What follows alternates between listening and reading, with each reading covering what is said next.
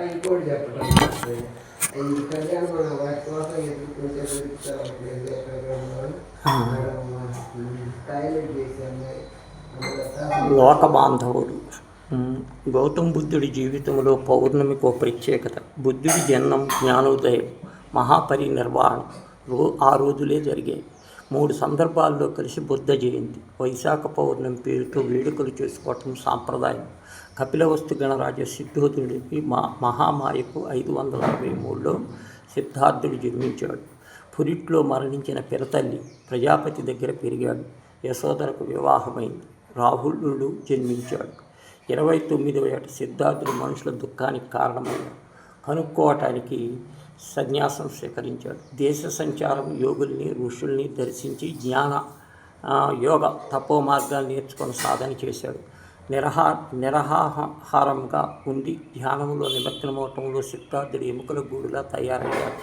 అతడికి దుఃఖాహరణం దొరకలేదు. దేహాన్ని హింసించి ధ్యానం చేయటం వల్ల ప్రయోజనం లేదని గ్రహించిన సిద్ధార్థుడు సూక్ష్మ ధ్యానాన్ని అవలంబించాడు.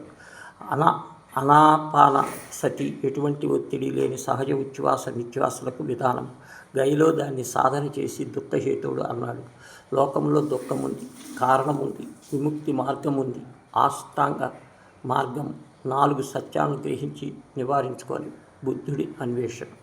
త్రిశూలనాలు, పంచశీల బ్రహ్మ విహారాలు, దశ పౌర్ణమి, అష్టాంగ మార్గాలు మొదలైన సూత్రాలను సిద్ధీకరించి బౌద్ధ ధర్మాన్ని స్థాపించాడు.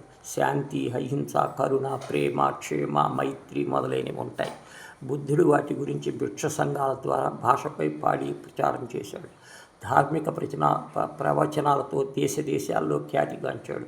80వ ఏట బుద్ధుడు కుశిన నారిలో మహాపరినిర్వాణం పొందాడు.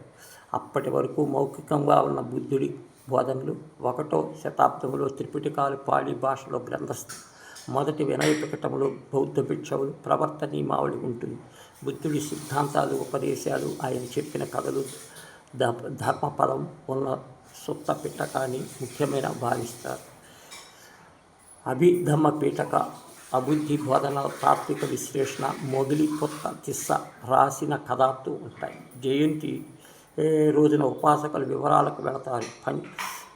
కొవ్వొత్తులను వెలిగించి బుద్ధవందనం చేస్తారు. పంచశీలను పరిష్కరిస్తారు. భిక్షవులు చీరపరులు ధనము భిక్షదానము చేస్తారు.